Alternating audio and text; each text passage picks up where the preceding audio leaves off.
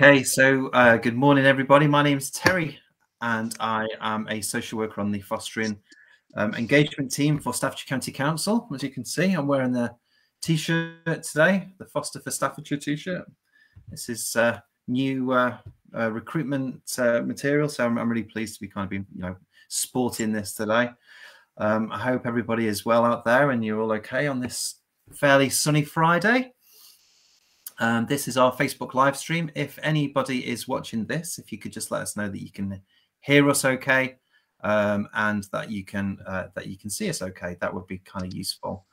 In fact, it'd be very useful if people can actually see us and hear us, because that's the whole point of this. So this is our Facebook live stream, and the reason we do this is to generate interest in people who may be interested in becoming foster carers or supported lodgings hosts. And if people are interested in becoming a foster carer, then there's various ways that you can contact us. You can contact us via our Facebook page. Obviously, you're watching this on Facebook now, so I'm assuming you have a Facebook account. If you are interested in fostering, then you can send us a direct message straight through to this page. You can contact our inquiry line on 0800 169 2061. Not many people do use that nowadays. But we have people there waiting to take your calls, so that's really great. Foster for Staffordshire is watching. Thank you, Foster for Staffordshire. Good morning to you too. I don't know if you can see that I'm sporting the new top, so hopefully you're pleased that I'm kind of getting the message out there. We've also got a website which is fosterforstaffordshire.co.uk, and you can go on there and make an inquiry. Okay, so I can see that people are watching us, and I can obviously somebody's made a comment so they can hear us as well, so that's really good. So we've had different themes when we do our Facebook live streams, and we've had people come in to talk about training. We've had people come in to talk about general fostering, lots of foster carers sharing their experiences, and today the theme is going to be supported lodgings. There may be some people out there that don't actually know what supported lodgings is, and hopefully at the end of this you're going to have a really good idea, because supported lodgings is a fantastic scheme that we run across Staffordshire. And yes, we've got a need for foster carers across the county, but we've also got a real need for supported lodgings hosts. So I thought it'd be really useful to bring some of our supported lodgings hosts onto the live stream today, so we can kind of talk about the scheme project and what it is, and find out a little bit more information about this.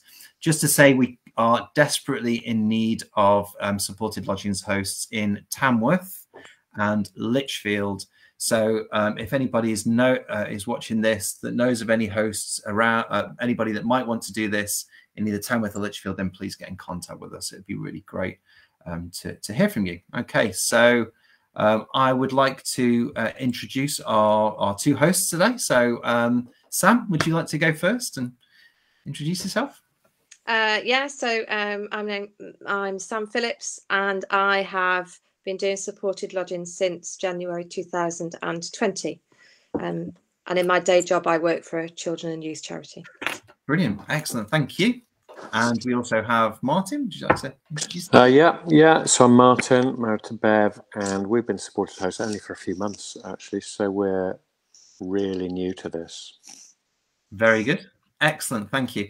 And just to say that if anybody is watching this, if you can share this page onto your click the share button and share the page, that'd be good. Share the stream so other people can get to see this.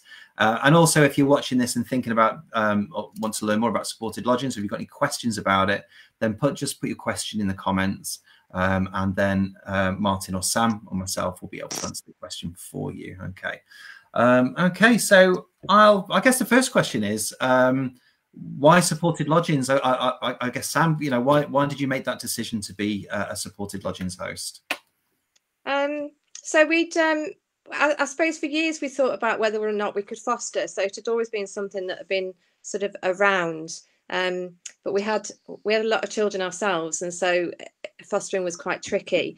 But we're also youth workers, so we'd often been in positions where we had thought, gosh, if that young person just had a sort of stable base, they might stand a fighting chance of being able to deal with some of the stuff around them.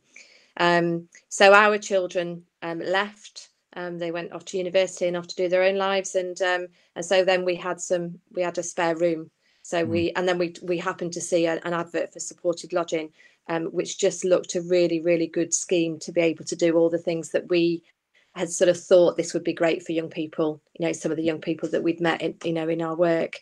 So then we just went for an evening, and then we're absolutely sold on it. So yeah, fantastic. Okay, brilliant. And what about you, Martin? What was your decision making in terms of becoming a supported lodgings host? Yeah, it was.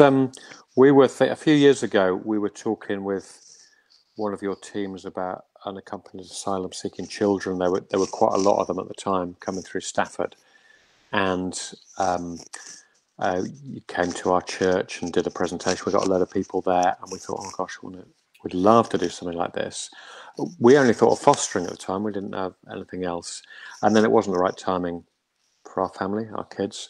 But then about a year and a half ago, we came back to the fostering team and said, hey, we'd like to pick up on that. How do we go about it? So went through a route, and then sort of down the route, it was, there is some supported lodgings, which we didn't really know what it was, but it seemed good. And so we went, yeah, we'll do whatever we're told. However we can help, we'll just direct us. And we thought we might have we assumed there would be an unaccompanied asylum-seeking child from, I don't know, somewhere in the Middle East or somewhere, because there had been lots of them. And then someone said, oh, there's a girl from a town nearby. So that was really quite different. So it's like, okay, yeah, let's do it. Yeah, fantastic. Okay, and maybe we should have started with this question, but I just wanted to kind of get a sense of the reasons why you kind of came into it. But if people are watching this, you might be saying, well, what is supported lodging? So are you able to kind of, either of you, maybe Sam, what is supported lodgings? So basically, young person age 16 plus comes to live with you in your house as a lodger in your house. So slightly different relationship than the fostering relationship, but really with a view to you being able to offer support, build a relationship with them, and then being able to offer support as much as they are, in a sense, willing to accept it or able to accept it. And then really, in our experience, once you've built the relationship, actually, they often do accept a level of support.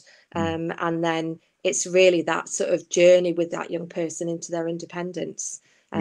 So, which is the really exciting bit, really. And it's a longer, certainly for the young people that we've had living with us, it has been over a longer period of time. So you do get to know them, but it is basic day-to-day stuff: cooking, how do you manage money, what does it look like to live independently, how do you manage your own time, what keeps you well, how do you look after yourself, can you manage gadgets in the house, sort of very everyday stuff, but is actually really key to them being able to thrive as an independent adult.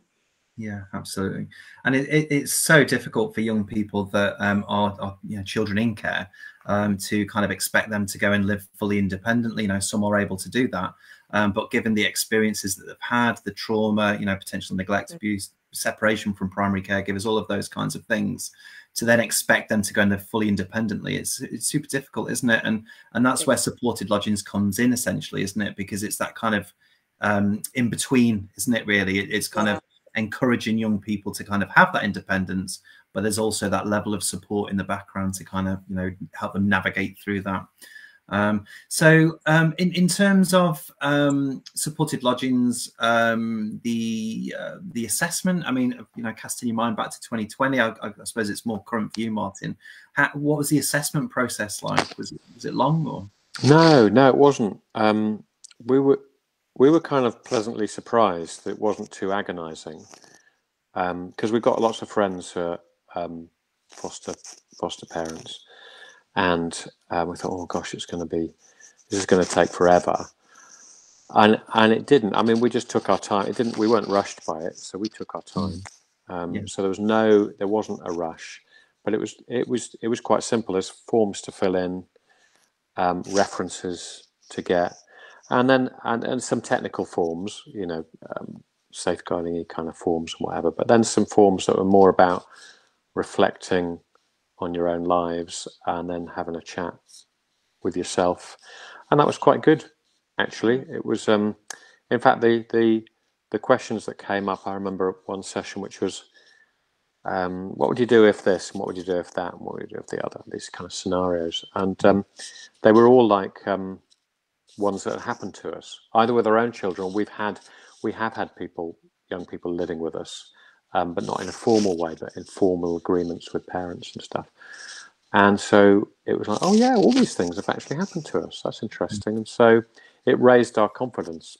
So actually the assessment process was good because it helped us think about it,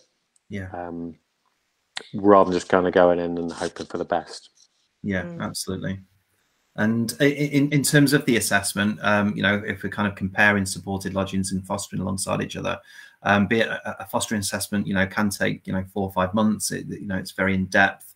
The supported lodgings assessment is in depth, but it's a much shorter process. We still get the information we need. We still do the relevant checks in the background, but it is a much shorter process.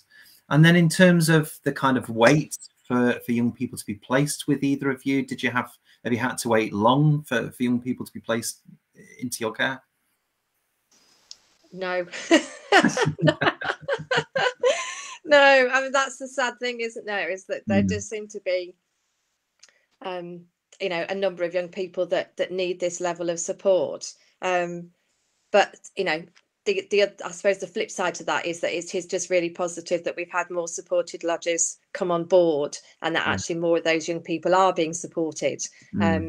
So, but no, we've never really waited very long. We started with one lodger, and then when we sort of had found our feet with that, we just decided that we would go up to 2, and that's been we've been sort of full most of the time, really. Yeah, because that's a question we often get asked. It's about, is there a big, wait before we place young people with you? And essentially, in answer, it may be the location that you are, where you live.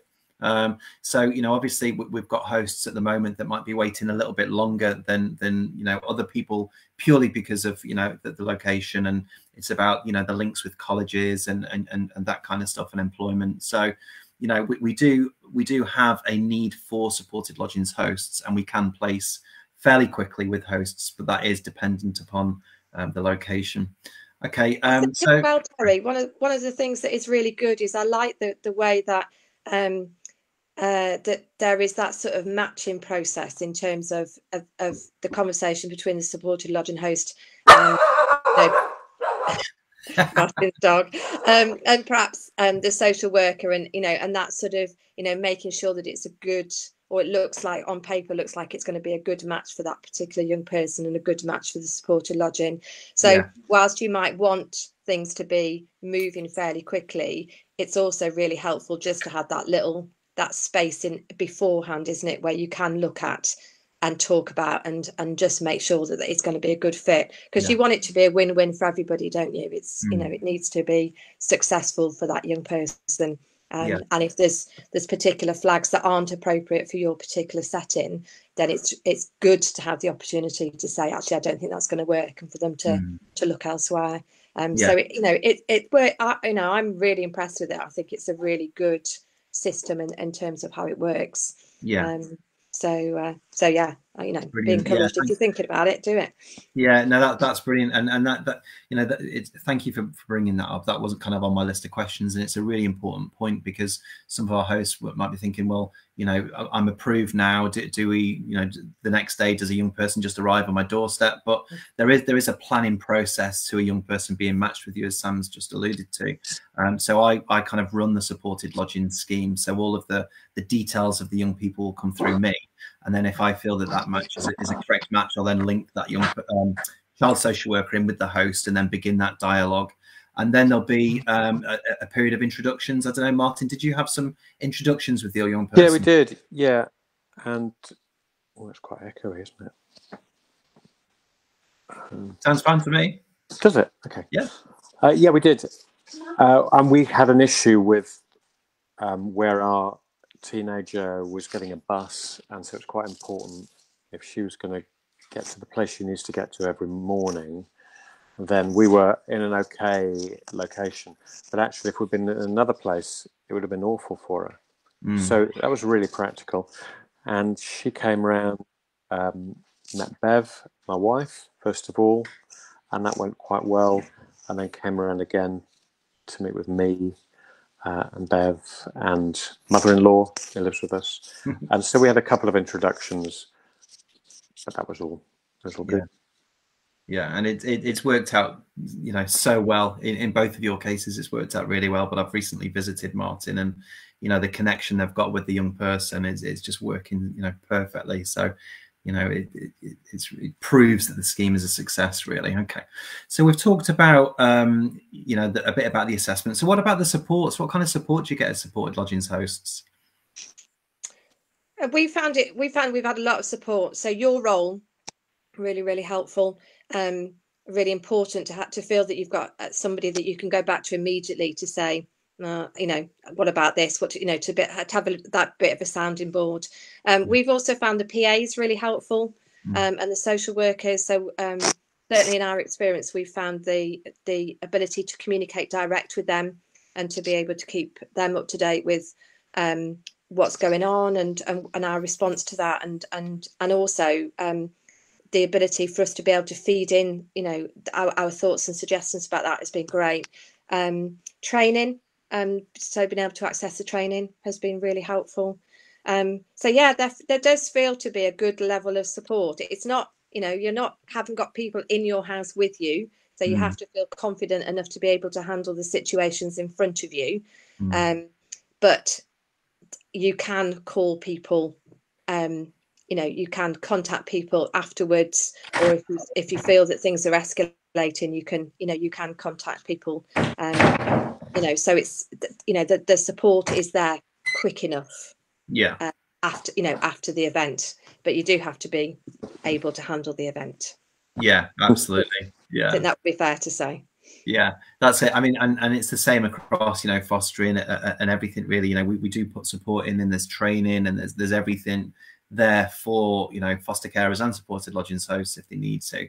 But ultimately, 8 o'clock on a Saturday night, you got a young person there. It's a situation that you have to kind of deal with and manage. And, that's why, I guess the part of the assessment is just to make sure that our hosts have that kind of resilience, really, to kind of manage those difficulties that, you will face.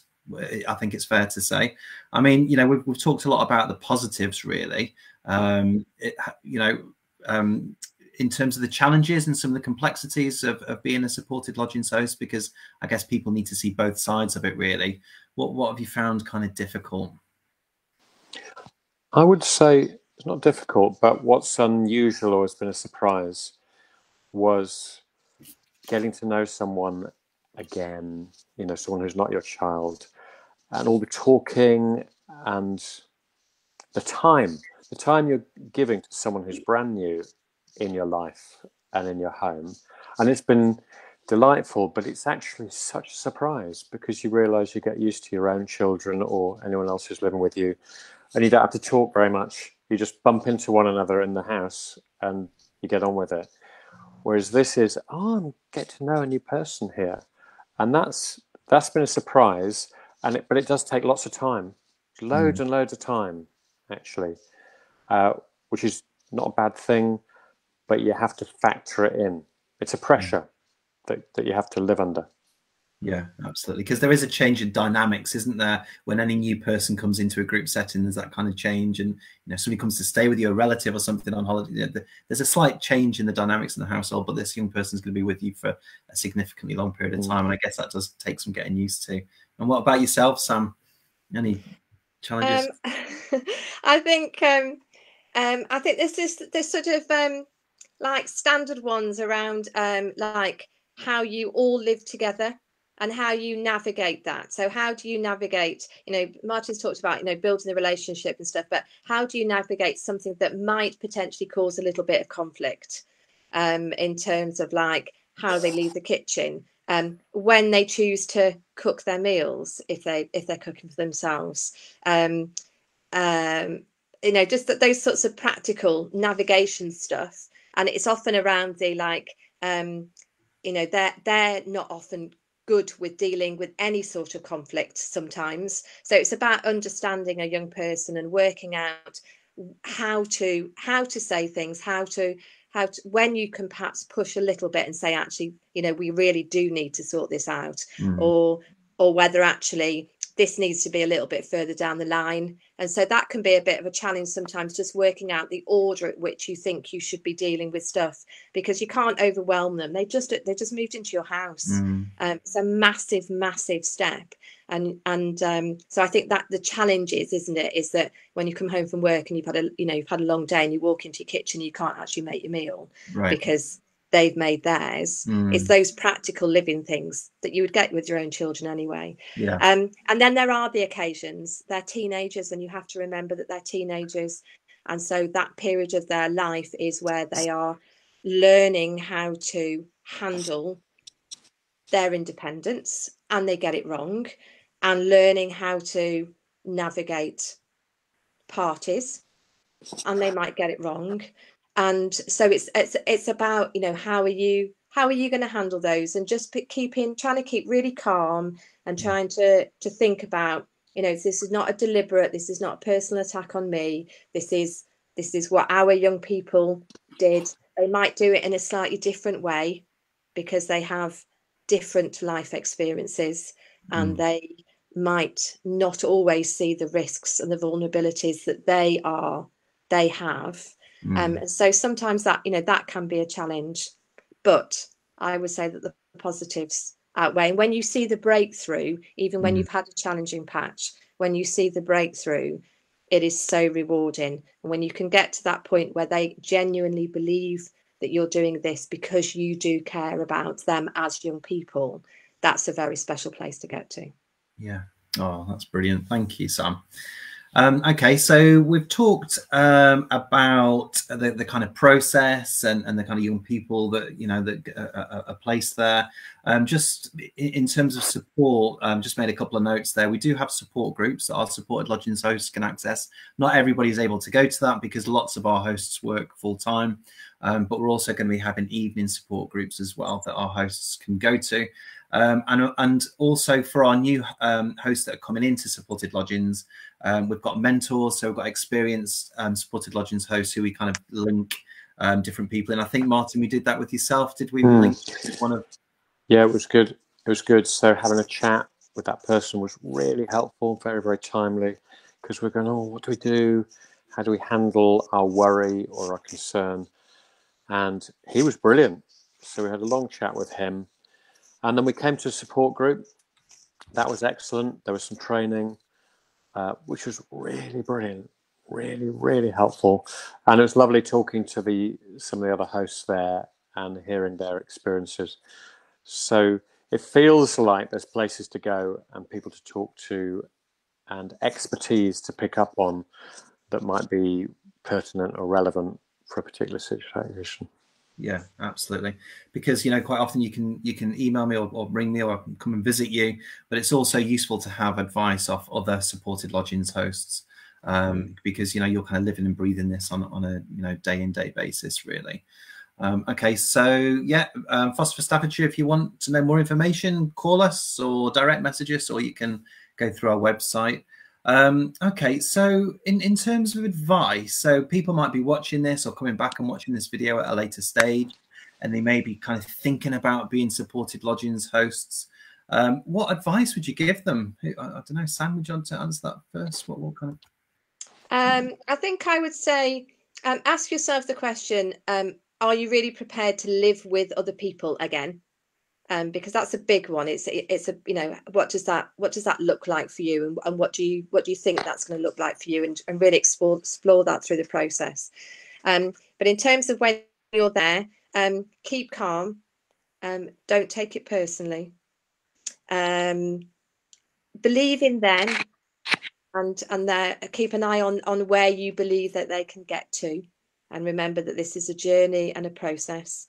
So hold the things that they do really lightly, because you're in the game of changing, you're in the game of development, and so therefore you have to allow them to develop. So don't hold on to the things that they do, let them go really, really quickly. Have a good sense of humour, and really enjoy having them in your house, because they bring you things as much as you want to try and share some of your life experience with them. But they do bring a huge amount of stuff to you as well. So, you know, enjoy that. Enjoy that too. I think that's all I'd say. Excellent. Okay. And thank you, Sam. And Martin, what about you? Is there any kind of advice that I know you're kind of new into this, but, you know, you've had a young person living with you for you know, quite a long time now. So what advice would you give maybe yourself back at the start of the journey, or anybody else that might be thinking about, you know, being a supported lodgings host? I think what Sam said was really helpful. Are you prepared to have someone living in your home again? So really thinking that through. What will it feel like to have a new person? And then looking into your heart, the emotions, because compassion rises up. The more you get to know them, you hear their stories. And sometimes that can be quite bleak and difficult, and it just pulls at your heart. And carrying that is quite a big deal, actually. So looking at your heart and regulating your emotions and being ready to exercise compassion. But what a privilege that is, actually. So there's a motivation to love and to care and to host, to exercise hospitality, which is such a good motivation. So, yeah, if you're up for that, then this is an ideal way of practically helping, enabling, caring for someone. Yeah, fantastic. Brill. And you know, some people might be watching this and thinking about, you know, being a foster carer, but not have that kind of flexibility or the availability to be able to foster.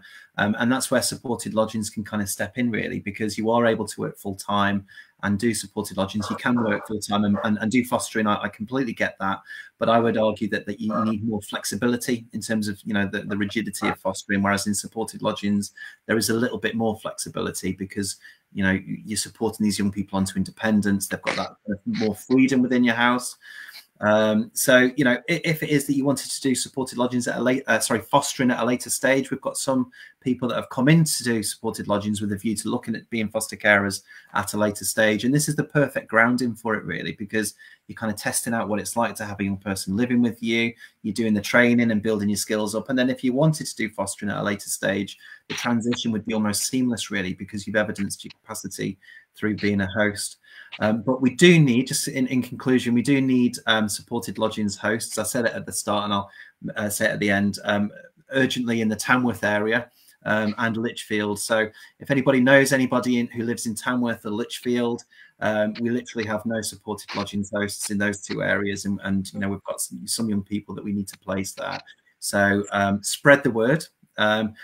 Visit our website, fosterforstaffordshire.co.uk. Send us a direct message on here. We would love to hear from you and kind of take your details and begin the assessment journey. But I just wanted to thank both of you, Sam and Martin, for coming today and sharing your experiences. You're both brilliant hosts, as are all our other hosts that are out there across Staffordshire, doing an amazing job looking after these vulnerable young people. It's an incredible job it's not a job, it's an incredible kind of responsibility and a thing that you do. And we are hugely appreciative at Staffordshire County Council. So thank you so much. So thank you.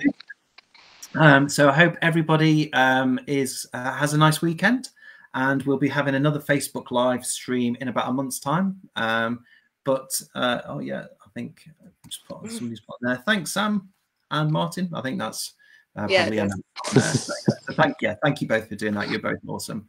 So I'm just going to close the stream now, but you don't have to go. Okay, so if you just hang around for a sec. But thank you, everybody. Take care, and hopefully I will see you all soon.